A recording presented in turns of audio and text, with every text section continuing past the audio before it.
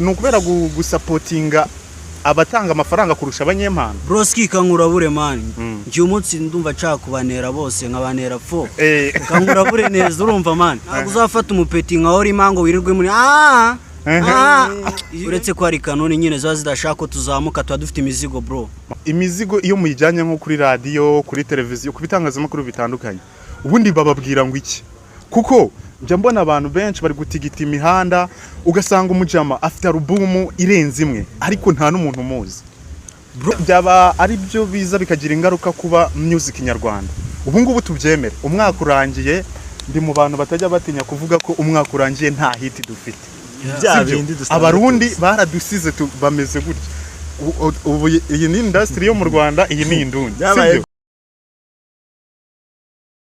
Reka nizere yuko mumeze neza aho mugiye muri hose hirya no hino kwisi. Ndavuga i Rwanda, ndavuga muri East Africa, ndavuga muri Africa, ndavuga ku migabane itandukanye, abari USA, ndavuga abari China ndetse n'ahandi hose niyumvira ururimi rw'ikinyarwanda. Mumeze mutese, muri kubona amaboga ari hano imbere yanjye. Mwaravuze ngo imiziki yaravuze, ngo umwaka ngurashize nta hit. Byapfiriye hehe? Ni gute industry nyarwanda yisanze hano hantu? Nakuzaniye abagabo aba best rapper hano i Kigali. Ni za mpano ziba zarashatse kuzima zitaramenyekanye, ariko tukavuga abahanga mu muziki inama igaterana tukavuga ngo ntabwo izi mpano zishobora kuzima. Ndi kumwe na G5 kavukire. Bimeze bite? Ndi kumwe nande Raid. Reka mbakire kuri vibe za danje. Are you ready? Aba naba best muri drill, naba best muri hip hop. Reka duhere kuri G5 abanza dutemo. Twagiye. Abasigiso ngo bige ngarotse nsanga n'umuheto ngo duhige, ngo byibura basi babyumve, abapeti babyange bapinge, nazagira ugutera ubwoba utaramutera ni kokora, nsenze rurema arabikora, kuko nasanze ari na urokora, abanzi tuzabambika amakora, ashaka gukora ipinda nkageza abanzi batageze, ngeze kwambuka bisaba n'inkoni ya Mose. Yo boy G5 ngo mpora ndi kwishaza mpora ndi kwishaza. Street ziri mu vina by'imishinyiko, ku gashyari nagashiha ngo hanyoko, litaiga basisi bavuga staki, ngi life tari happy wakazira, mumerezi ibyanjye nje mundeke nkwame, abatazi kubyina mufate ku mavi. We kibebe kimeme ndagiye nyina, mpora ndi kwishaza. Yo pull up. Uhora uri kwishaza ari iki bro? Cyakoze. Imihanda yose ya music imeze gute man? Ewana nishazani. Ndagira ngo banze ubwire abakunzi ba MGI TV iryo shazani uburi kwishaza uriho nivuga uko. Yo first of all ishaza nashaka kuvuga mani. Hari abakapo bitwa ngo bafashe industry man. Ukumva na undi muntu wagusupportinga ngo ugasanga bibere ngo muri R&B ngo ugasanga nyine n'undi abantu bahora bari top nibo bagaruka n'ubundi. Ase ni iki kiba cyabaye kubera iki? Muri uru Rwanda harimo abahanzi benshi bagiye batandukanye. Ariko ku buryo biragoye ko reka ne kuvuga wenda buri rugo nkuko tujya tubiteramo brag. Mvuge wenda nka buri sibo biragoye ko wayiburamo umuhanzi. Ariko kubera iki buri mwaka duhora twumva abahanzi bamwe njya numva hari na radio zimwe na zimwe ziba zimeze nkaho wagira ngo bashyize memory card muri transmitter. Nukubera iki muba mubona bipfira he? Nuko mudakora ibintu byiza cyangwa harimo ikindi kintu? First of all, abanyamakuru aba influencer bose bo mu Rwanda bakina abagore. Abagore agaceri. Ntabwo uzafata umupeti nka ori mango wirirwe muri iyo ni indirimbo wakirwa wumvisha abanyarwanda umunsi wose. Uryo ugasanga nyine umuntu ugasanga umuntu ubundi yirirwa akina umuntu ni nk'umugore. None se ni wenda urugero nka Orima, ushaka kuvuga se buriya ko ufite wenda nk'umuzigo waba uri ku rwego ruri hejuru y'urwe? Bro none ngiye mfite boro urumva. uretse ko hari kanoni nyine ziba zidashaka ko tuzamuka tuba dufite imizigo bro. Mufite imizigo. Tuba dufite imizigo ya danje. Imizigo iyo muyijyanye nko kuri radio, kuri televiziyo, ku bitangazamakuru bitandukanye. Ubundi bababwira ngo iki? Kuko njya mbona abantu benshi bari gutigita imihanda ugasanga umujama afite alubumu irenze imwe ariko nta n'umuntu umuzi. Bro, urumva ikibazo cya mbere iyo mugiye guhura n'itangazamakuru baba bigenda bite? Ikintu cya mbere na usanga aba babire bo ku matangazamakuru mbere na mbere baba bashaka gutya amafaranga. Bo ntabwo baba bari kureba talent, bareba amafaranga. No icyo amafaranga cyavaho akaba akeneye ko ukora ibyo ashaka, apana we by'impano yawe, ashaka ko uvuga ibyo ashaka. Ese byaba ari byo biza bikagira ingaruka kuba music nyarwanda? Ubu ngubu tubyemere, umwaka urangiye, ndi mu bantu batajya batinya kuvuga ko umwaka urangiye nta hit dufite. Abarundi baradusize bameze gutya. Ubu iyi ni industry yo mu Rwanda, iyi ni indundi. Nukubera gusapotinga abatanga amafaranga kurusha abanyempano. Bro ski kankurabure man. Ngiye umunsi ndumva nshaka kubanera bose nkabanera fo. Kankurabure neza urumva man. Urabona uyu muntu ngo ne Element uyu nguyu ukora indirimbo z'abagore ni nubakorera bose urumva. Element ahora muri sound imwe. Ariko buretse gato abahanzi nje uri kuvuga abagore sinumve neza. Abahanzi bose wabambitse amajipo n'abagore. Abagore pa kubera iki? Reka babwire impamvu ari abagore njye umuhanzi mfata nk'umugabo wundi wa mbere. Ni Juno. Juno impamvu mu respectinga cyane niwe muntu ukora collabo n'abantu byibuze ubona ko ari bazima. Juno ndatekereza abaraperi hafi ya bose bo mu Rwanda agiye afitanye nabo collabo nziza kandi. Ariko ugasanga harimo harakinwa ere. Mwana hari umujeni izo trap shout out ndamukunda yarimye ngo buri ngoma zikinwa ahantu hose ugeze wumva ere. N'ubungubu nta kintu cyahindutse urumva n'urusanga arama era ahantu hose arama era kandi none ugasanga uwo mu ere niwe producer ni nawe ukora indirimbo urumva rero ntago wahora wumva umugore mu matwi yawe uzabona umugabo kahari kareka niho bipfira. None se ubona hakwiye mwenda nko gukorwa ikintu urugero mbere yuko tujya noneho kuri music zanyu ni iki mubona gikwiye kugira ngo music nyarwanda izamuke igere ku rundi rwego? Sinzi nimba hari urwego twavuga ko ruraho rubireberera rubikurikirana umunsi ku munsi. Ushobora kuza rukavuga ngo ibi nibihinduke ibyo byagwana. Ikintu ngiye kumumboni zanjye mbona cyagira icyo gihinduraho haramutse haje nk'umushoramari ushora mu bagore kuko ubona ko every time nyine ubusanga aribo bari kubatamo ibiceri. Haramutse haje nk'umushoramari abashoramari barahari. Ndagigiye Coach Gael arahari. Ari hehe? Ubona we n'umugore mari. Ubona kamubwira uko. Ubundi stari wa mugore ari hehe?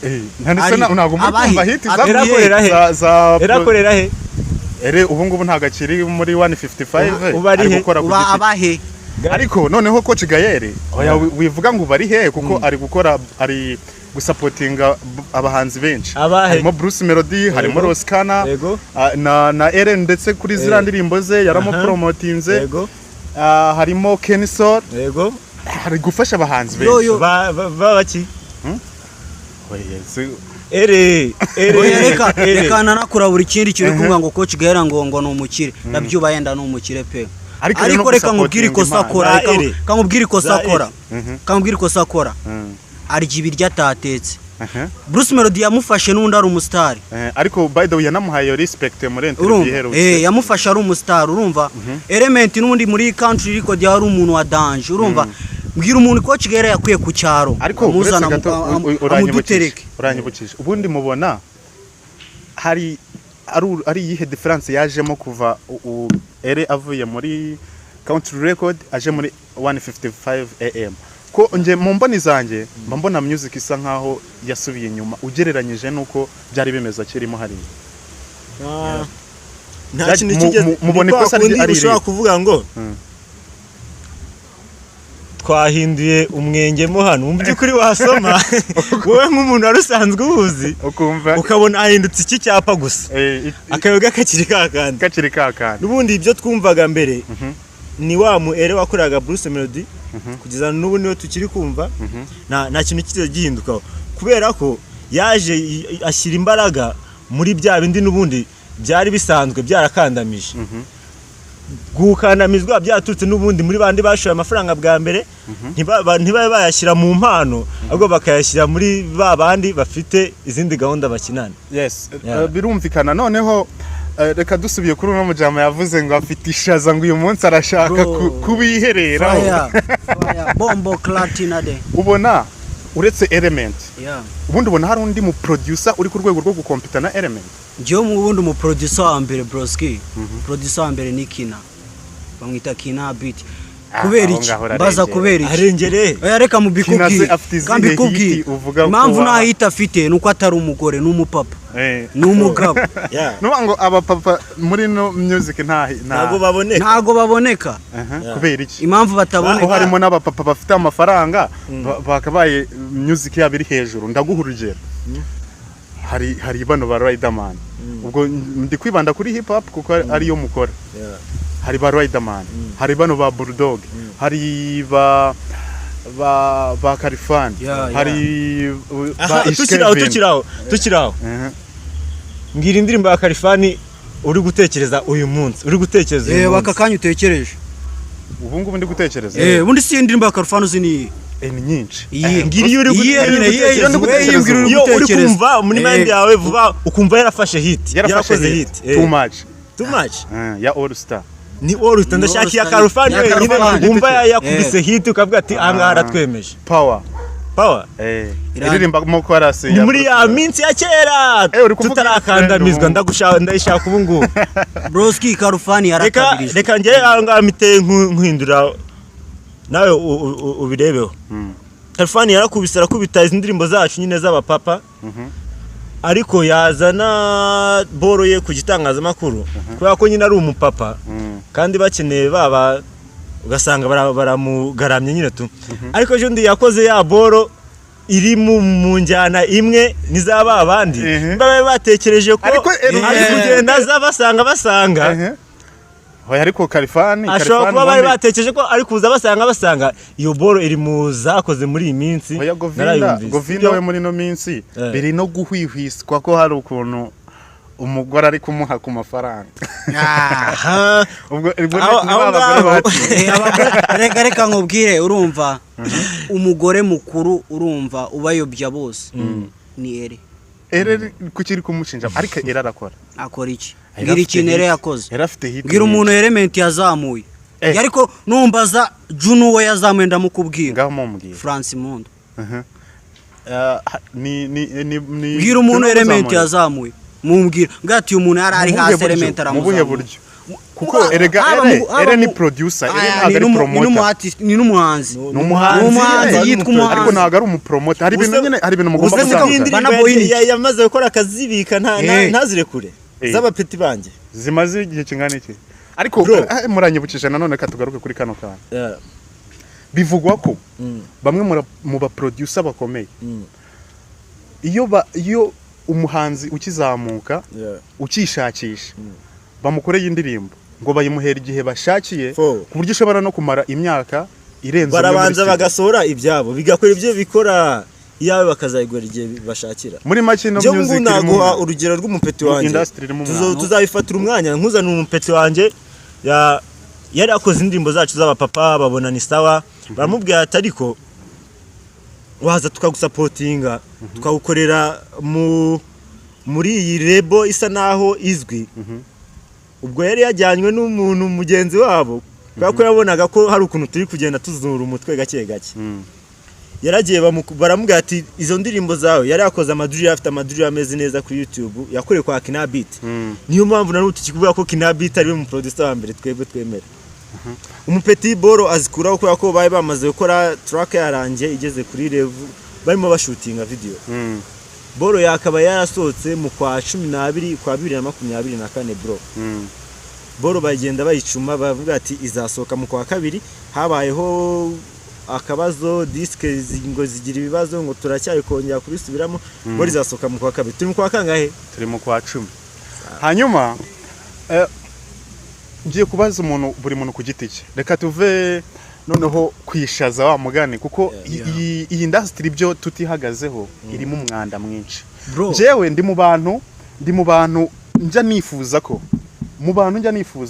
byibura nkuko ministeri zagize gutya zikamanuka zikajya gukemura ibibazo bya reyo.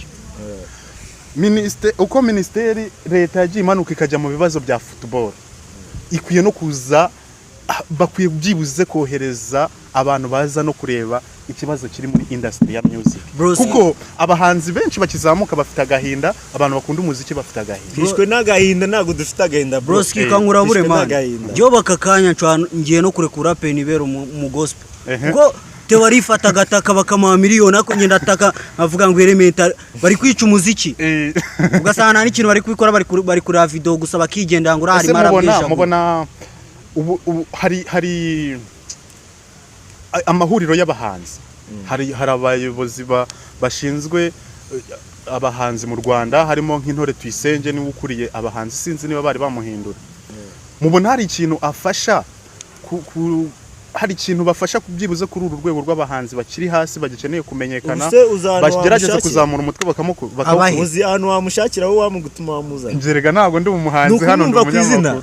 Abo bose nukumva ku izina bro. Ahubwo sasa utazumva nukumva indirimbo ze zivuga ngo nuyu ngiye mu munyereka abantu bari ubona iki kiganiro ndidekaraye ntago muzi. Hanyuma nanjye numvisha indirimbo sinanayibuka. Hanyuma hip hop G-Tano uri kuyibona ku ruhe rwego. Ubwo nimvuga hip hop uhita uzanamo abaririmba drill, abaraperi basanzwe, aba trap.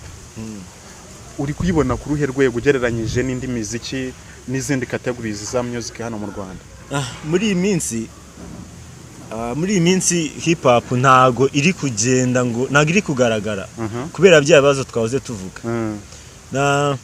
Navuga ko hip hop ntago iriho ko nta baterankunga ifite bro. Ni ikibazo cy'abaterankunga cyangwa ni ikibazo cy'impano z'abantu?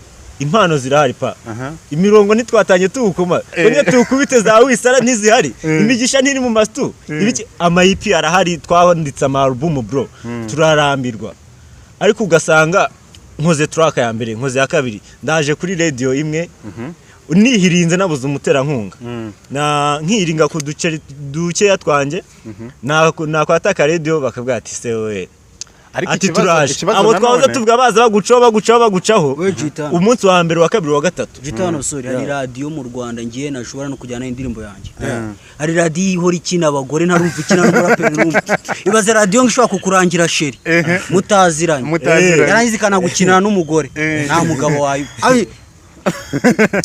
Hanyuma biseka birababaje bro. Turi dukomeje gatoya, wowe uri kuyibona music industry mu gice cya hip hop muri bya bice nahoze mubazi, wowe uri kuyibona ku ruhe rwego ugereranyije? Urwego mbonamo hip hop ntago rushimishije, ariko nanone biri kuza uko biri kuza, kuko niba mbona Horix azaga kubita boro nabwo nubwo nabonye kugira ngo ubu umustar bisaba kuri mu matiku.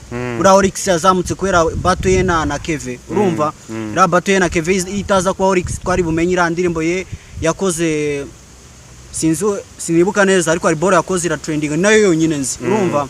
Ariko kwera ira battle ye n'ubugambo na Keve nande, urumva byatumye tumumenya. Rero nekereza ko hip hop mu Rwanda iracyari hasi, ariko uko biri naga ari nka kera. Ako nanone kera yari nziza. Kera ubundi muzika nyarwanda ni hip hop.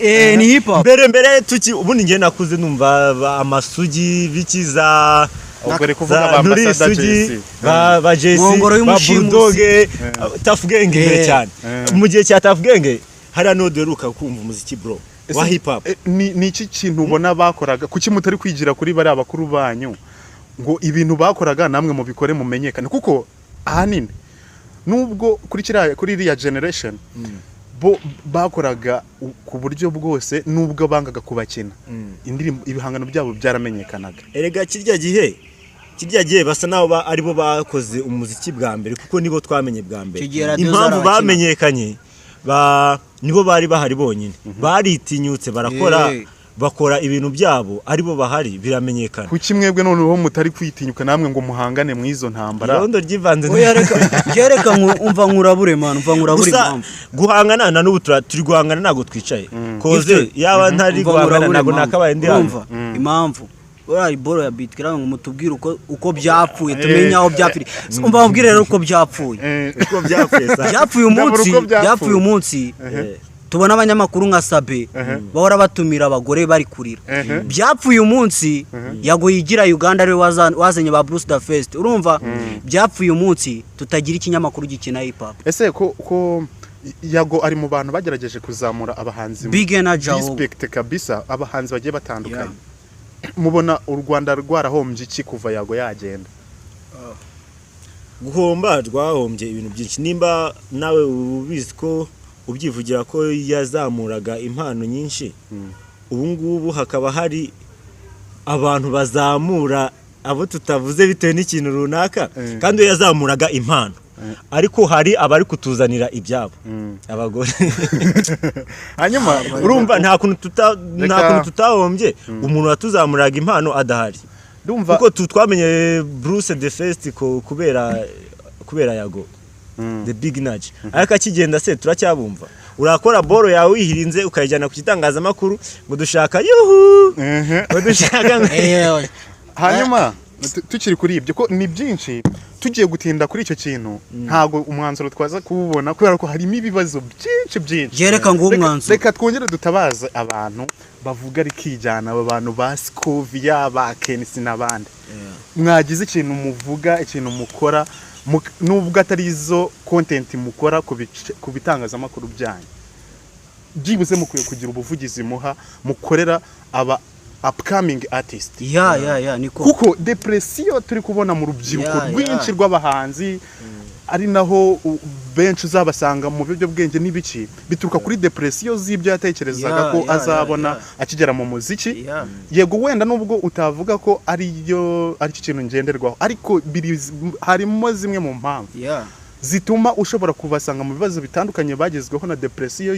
y'ino miziki kubera ko nyine ntaho kumenera hahari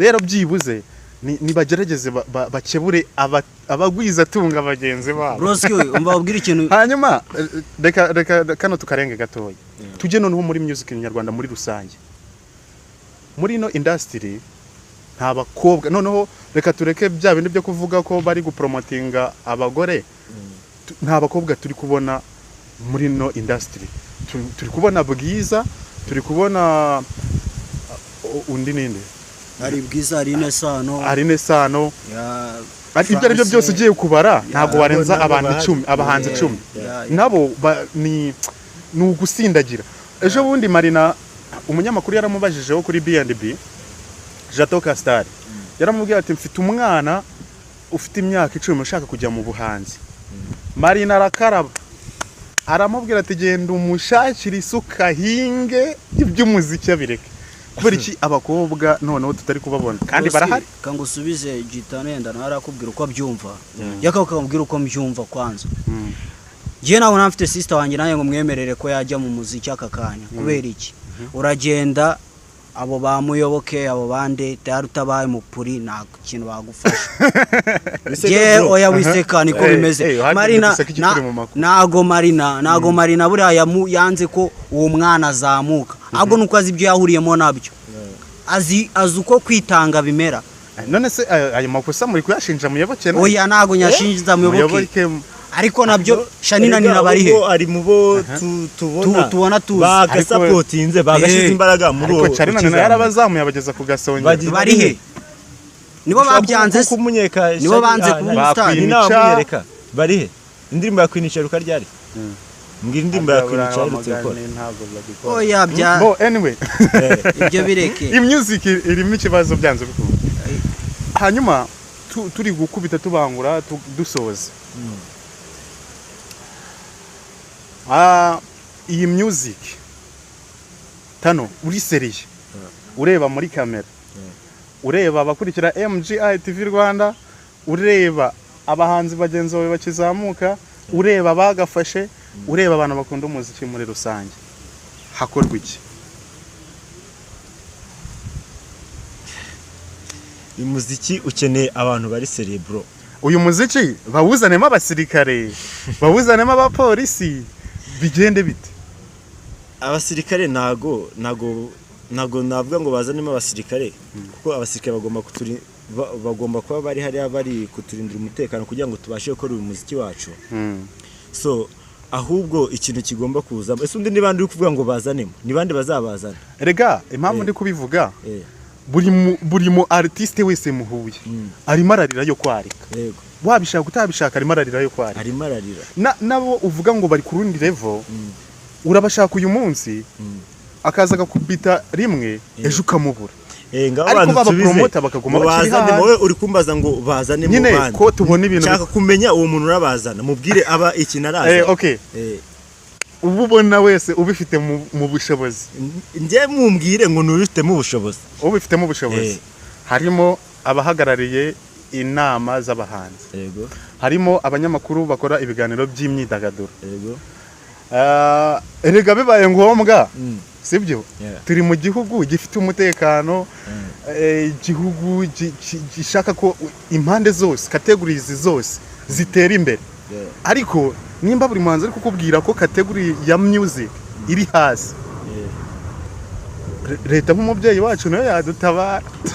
Hari ikintu nakwita nk'agakundi n'ubundi byo twavuga byose biraza bikagaruka kuri ako kantu k'agakundi turi twatangiriyeho na n'ubu kuva twatangira kugezana n'ubu biri kugenda bikagaruka kuri ka gakundi n'ubundi abo uri kumwe ngo bakazanyemo ibintu runaka bo bafite ibyabo barimo nimba ari uwo mushiki wacu uri kuvuga uri kuzamuka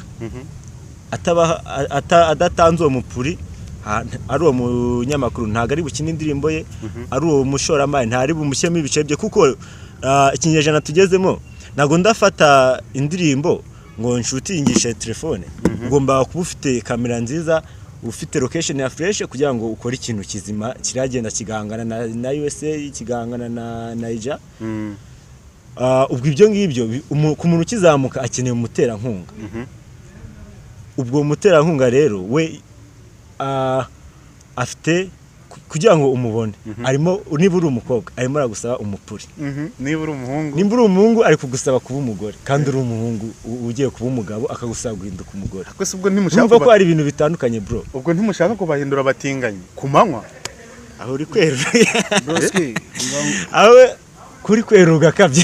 None se kuko nje kibazo ndi kwibaza muri kuvuga ko ba promoting music y'abagore kandi twamaze dukurikije byo twavuze twamaze ko kubona ko nabo bagore muri kuvuga music yabo ntago iri kubasha guhangana haba mu Rwanda no ku rwego mpuzamahanga.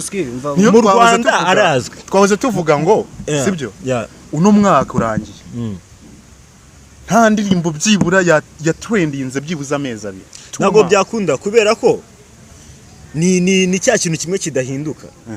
Ikintu kimwe kidahinduka kiraha ahari ikindi cyazamutse kuri 5 aha cyageze kuri 6 aha cyageze ku 8 urumva hano twe turacyaye kuri 5 ntago uragenda guhangana n'uwageze ku 8 hakorwa ikirero nicyo ndi kubaza ni cya kintu biri kugaruka kugongaho twatangiriye. Icyo kintu ninde rero uzagisenya cyangwa se akabiha umurongo ngenderwaho ntibigume muri icyo gikundi. Umuntu wagisenya ni umuntu ushobora kuza afite imbaraga ziruta izabo akaba yavuga ngo uyu ni Gitano ngenge kumushoramo kugira ngo ikitangazamakuru cyasabaga ko abo umugore kandi ari umugabo ntumvishe nimba azafata inkoni nimba azafata kubiceri bizaba imbaraga z'umutera nkunga wisumbuye kuri wa wundi kugira ngo ibintu bihinduke. Twagije mwebwe muri guca ibintu ku ruhande bivuga uko biri bivuga uko biri mva nkurabura ukuntu bimeze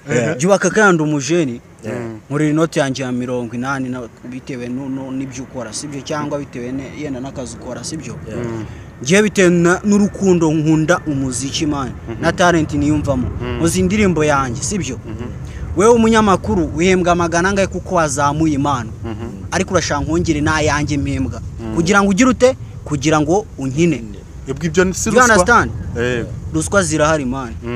Ntekereza ko utajyana indirimo gushyira umunyamakuru ngayikine nta kintu udapeshe kirazira.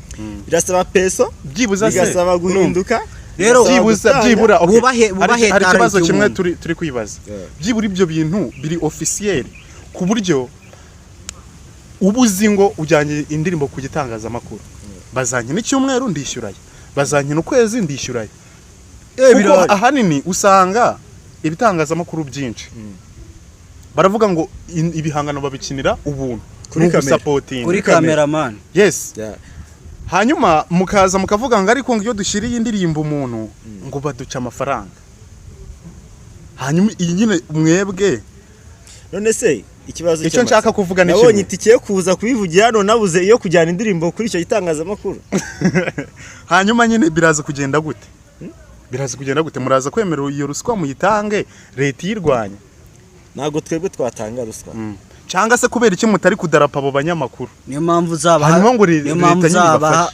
zabaho ukuri hano ubabaye akansanga hano tukabikemura nzamura nza hano mbaho ukuri ubabaye ansanga hano mbikemura rero ninza nkita umuntu ukora umuziki w'ubusa buriya n'umuziki w'ubusa ntabwo uzafata miliyoni zawe 120 ngo ugiye za Canada ngo gushutinga indirimbo uri murahebeba ngo ntagiza ngo tuvuge ngo wakoze ikintu ariko rero umugore abagore bagenzi bazabyumva ariko nge ntago nzabyumva so ninkubwiza ukuri ukababara uzaze ngusobanura ukuntu uri umugore mbwiye nicyo twakora hanyuma uraza gukora ikirere kugira ngo music yawe ibashe gukompeta n'uwo muntu uri kumwita umugore kandi music iza ziri trend nanjye niyo mpamvu nzamukuri trend hehe trend mu Rwanda mu Rwanda abandi barimo bagenda bagucaho icya kintu twavuze ko baracyari hasi bro nundi nibikomeza gutyo nta muzika yacu izagera izakomeza aho ngaho mu Rwanda tuyiyumvire bakore kwanza nibo bazanayiyumvira bazakomeza bajye bayumvira kuko nago twe tuzakomeza kumva ikintu kimwe bro nimba udashobora kumva ikintu ngo nk'umushobora gufata boro ya Bulldog nkayumva avuga ati cyaze uyu mubire iyi boro yakoze irumvikana kubera ukuntu yayikoze lyrics kumva ibintu yanditse kumva birumvikana avuga ati ngomba kumugenderaho nka mukuru wanjye ariko se urumva ikintu umugore yakoze ejo nicyo yakoze uyu munsi na mugenzi we nicyo yakoze nta kintu gishyashya muri make mushaka kuvuga ko muri gushaka kuvuga ko duhora mu bintu bimwe nta bantu bahari bago creating ibintu bishyashya aba creating barahari bro ariko ntago bagaragara ntago kubera ko abamaze kugera hejuru bafite bya bindi dusanzwe tuzi barabanye bafunze inzira bivuze ngo nta creating ibintu bishyashya kurahari ariko ntikugaragara ubwo abaka kugaragaje ubusanga bari kugaragaza bya bindi bidahinduka bikira aho ngato so rero turi kugana ku musozo ndashaka kugira ngo ibyo twavuze byose abantu bamenye ngo ubundi abantu bari kubivuga bafite ubuhe buhanga bafite izihe talent ku buryo agereranya ibintu bye n'abandi akavuga ngo cyakoze bano bantu bamugane n'abagore nta kintu kirimo ese ubundi ko mwashatse kuvuga ko ibintu ari by'abagore cyane ubu ntago muri gushaka gutesha umugore agaciro oya mva ubwire bro hip hop zicyo ari cyo ntago wakimenya uza afrobeat cyo ari cyo kwanza noneho mu Rwanda nta n'injyana tugira niba nta njyana tugira twagakoze iz'abandi neza kwitwa umugore no kugenda ugakora indirimbo nka watanze message twumva uri guhebeba ngiye mbwira indirimbo irimo guhebeba nibaze iki kankubwira undi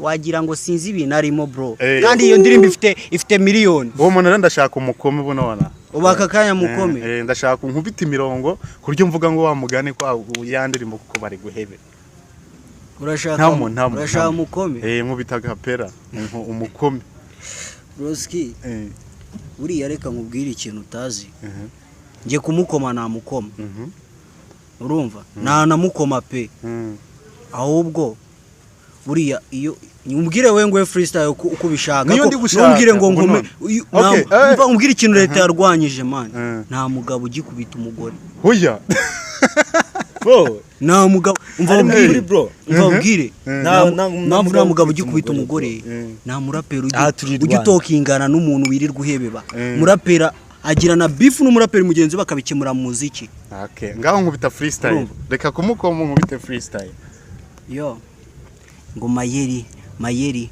urafite ibigambo bikaze mayeri ngo urafite ibigambo bikaze yo na karako gusa yo Gitano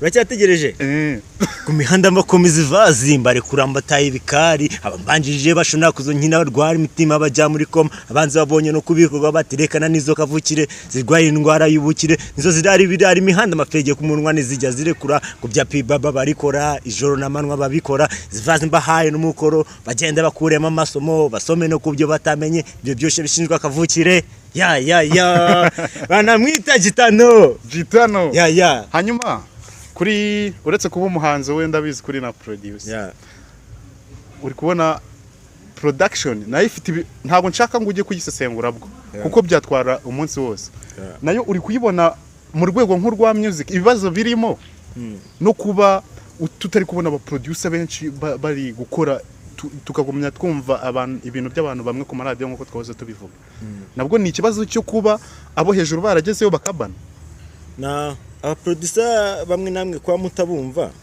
nuko mukomeza kumva bya bintu bimwe bikorerwa ahantu hamwe abaproducer bo barahari kuko iyo utambutse mu gace ngano ntiwajya kumana utumvishe Knabit cyangwa ngo wumve jingo ya Gitano cause afite shooter irimo jingo ya Gitano afite amayeri irimo jingo ya Gitano hari impanganye nabyo ya MC Gift irimo jingo ya Gitano iyo uri ukata muri izo kate hose Gitano uramwumva ugera ari ukumva Prince ugera ari ukumva Bakiz bose barahari bro ahubwo impamvu mwishiramo ko mutabumva skills to the world skills after mahida akoreba Pride akorera ba man yakoreba afite indirimbo na Karufani wambwiye amufite ya ndirimbo yitwa y'amapiano andi mbakoreye ira mukoboye na irari hanyuma none ko ahubwo mwebwe nuko mukomeza kumva bya bintu bimwe bidahinduka hanyuma aba benshi ko bakunda kuvuga ko bamwe mu ba producer bamwe mu bahanzi byo mwihariko mu baraperi impamvu mudatera imbere ngo nukubera discipline cyangwa itabi ibyo bintu nibyo sibyo itabi riri hese Sese ndabizi hari itabi kubaza hano ndi umunyamakuru ndi kubaza nibyo nibiri ku muhanda manakuye mu bamotari ubu tuvuye ko itabi riza rigahagarika umuziki okay iryo tabi uvuga sindizi sibyo hanyuma nyine turebe muri rusange reka tuvuge ubona ko ibyo babashinja ari byo cyangwa nagari nago mbyemera kubera ko nago nkora ibyo nkora nkoresheje itabi umu producer nzanye nawe ari skills iyo nkoze boro nkayimuhereza mu buryo bwo kungurana ibitekerezo nkayikora nkamereza ka masteringa cyaka imixa sindamubona yukoresha itabi ugiye kwa Kizi sindasanga itabi so ubwo mbanguhaye urugero kuba producer mpura nabo akenshi nta matabi mbabasangana ubwo ngiye kuvuga ngo byicwa n'amatabi mubonzi nta tabi ndamubonana naba ngiye kurenza umva seka nkurabure kubijyanye n'itabi oyareka nimukabeshya abaraperi ngitabi kankubaze yenda sinzi ukungana ariko bya byose uri mukuru sogokuru wawe urishoka atanywe itabi ntago muzi nta muntu wanyuze wanywe itabi nawe byamubuje gutunga umugore we yaramutunze none gute wumva ko utana ari nkuka umustar sindyamamaje ariko hana ari ngugakora ibintu byiza kubarinywa barinywa bafite impamvu barinywa nuka judging umuntu nganywa ikintu ngo nicyo cyica ibintu akashobora kukinywa agakora ibintu ushobora gutwara imodoka nafite perime nkayitwara kukurushaho ufite perime rero mureke kujudging abantu bose ariko reka dusoza ntazagire ujya mu muhanda adafite perime ntazagire ujya mu muhanda adafite perime oya n'urugero byari urugero ntazagire n'umuntu umwe ibiyobyabwenge by the way tujye dukora haba music haba filime n'ibindi bintu n'indi mirimo yose turi nomo hanyuma music yawe bayisange he ukoresha izihe mbuga nkoranyambaga uwagushaka yagusanga hehe hanyuma nawe tugana ku musozo kuri IG Instagram ni Gitano 250 imiziki yo iri kuri YouTube na ni Gitano official na nababwira gukora subscribe ku buryo vuba nko muri uku kwa 11 kugitangira nje kubatamo new banga so mukore subscribe kugira ngo muzate mubona notification itibageraho na no kuri audio mark naho ni Gitano 250 hose imiziki yanjye wayasanga yo njewe rero YouTube channel yanjye nitwa Red ariko ni Red ya Red H E T T okay so je nta muntu nsaba ngo namfasha kuri subscribe niwumva indirimbo yanjye ukayikunda uzayikora nutayikunda shenyoko